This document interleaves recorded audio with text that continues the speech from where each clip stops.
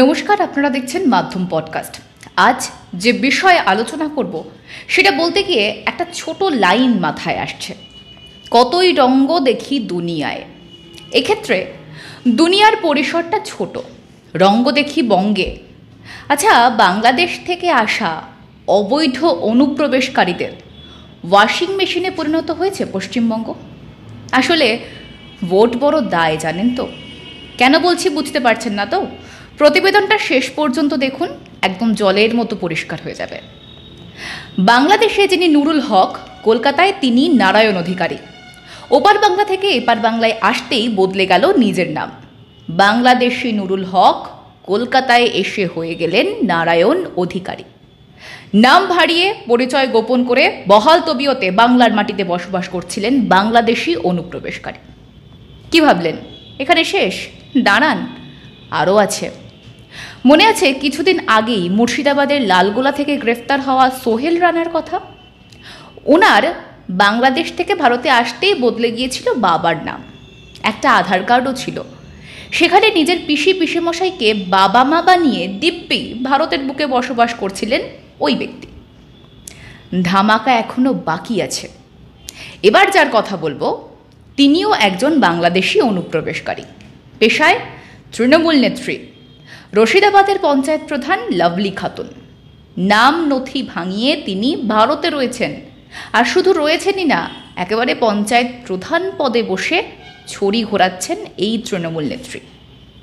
কিভাবে হলো বলুন তো? ম্যাজিক নাকি?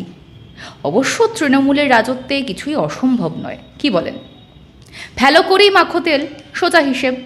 কোথাও ঝুলছে পোস্টার স্থায়ী আধার কেন্দ্র, কোথাও আবার পোস্টার না থাকলেও কয়েকশো টাকা ফেললেই মিলে যাচ্ছে ঝকঝকে ভোটার কার্ড কিংবা আধার কার্ড।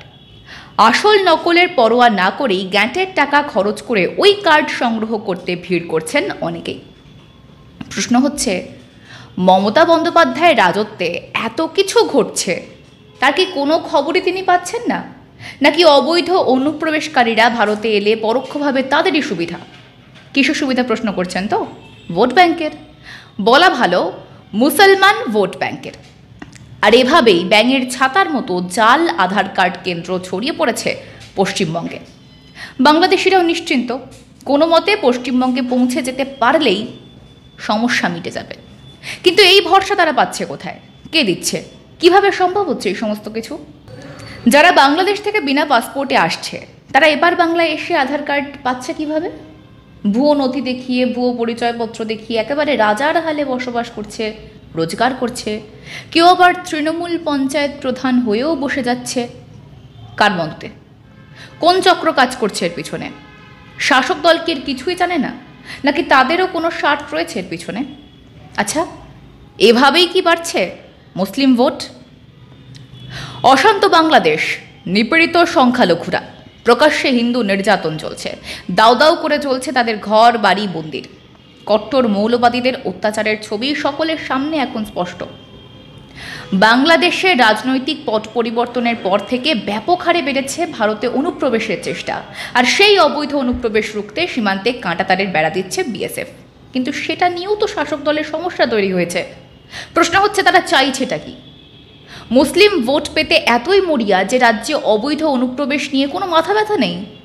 শুধুমাত্র 2024 সালেই দক্ষিণ পশ্চিমবঙ্গ থেকে প্রায় 2400 জন অবৈধ অনুপ্রবেশকারীকে গ্রেফতার করা হয়েছে। এই বিষয়টা কি যথেষ্ট উদ্বেগজনক নয় এই রাজ্যের মানুষের জন্য? মোটা টাকার বিনিময়ে জাল আধার কার্ড বানিয়ে দেওয়ার চক্র যে এই বাংলায় ব্যাঙের ছাতার মতো গজিয়ে উঠেছে, তা সংবাদ মাধ্যমে বারংবার প্রকাশিত হয়েছে। বেশ কিছু জনকে গ্রেফতার করা হয়েছে, কিন্তু সমস্যা তো এখানে নয়। সীমান্ত দিয়ে লাগাতার অবৈধ অনুপ্রবেশ হয়ে চলেছে। আপাতভাবে সেখানে দালাল চক্রের যোগ থাকলেও আপনাদের মনে হয় কোনো বড় মাথা ছাড়া এরকম দুঃসাহসিক কাজ দীর্ঘদিন ধরে চালিয়ে যাওয়া সম্ভব? খটকা তো এখানেই, কে সেই বড় মাথা? কেন এই রাজ্যেই অবৈধ অনুপ্রবেশের সংখ্যা বাড়ছে? কেন ভুয়ো আধার কার্ড তৈরির শিল্পক্ষেত্র তৈরি হয়েছে পশ্চিমবঙ্গ? কিভাবে ব্যাঙের ছাতার মতো এতগুলো অসাধু চক্র এত দিন ধরে কাজ চালিয়ে যেতে পারে? পশ্চিমবঙ্গের সঙ্গে বাংলাদেশ দীর্ঘ সীমান্ত শেয়ার করে, কথা সত্যি। সেখানে বাংলাদেশ থেকে পশ্চিমবঙ্গে চলে আসাটা তাদের কাছে একটা সহজ অপশন। কিন্তু সেই অবৈধ অনুপ্রবেশকারীরা ভারতে এসে পশ্চিমবঙ্গে নিশ্চিন্তে থাকতে পারবেন, এই ভরসা তাদেরকে কে দিচ্ছে? মজার বিষয় হচ্ছে, এই যে রাজ্যের বিভিন্ন প্রান্ত থেকে অবৈধ অনুপ্রবেশকারীরা ধরা পড়ছেন, তাদের জাল আধার কার্ড ধরা পড়ছে, জাল আধার কার্ড কেন্দ্র ধরা পড়ছে, তা নিয়ে কিন্তু তৃণমূল সুপ্রিমো বিশেষ বিচলিত নন। কিন্তু রাজ্যে এনআরসি চালু করতে গেলে তার দলের লোকজনের কিন্তু বেশ তর্জন গর্জন শোনা যায়। এটাও সেই ওই বঙ্গের রঙ্গ, যেটা শুরুতে বলেছিলাম। প্রশ্ন হচ্ছে, তা আর কত নুরুল হক, সোহেল রানা বা লাভলি খাতুনদের আশ্রয় দেবেন মমতা বন্দ্যোপাধ্যায়? আপনাদের মধ্যেও কি সেই প্রশ্ন জাগছে না? জাগলে তার পিছনে কি উত্তর কাজ করছে সেটাও বরং আমাদের কমেন্ট বক্সে জানিয়ে ফেলুন। আজ এটুকুই, দেখা হবে অন্য কোনো সময়, অন্য কোনো পডকাস্টে। সঙ্গে থাকুন, দেখতে থাকুন মাধ্যম।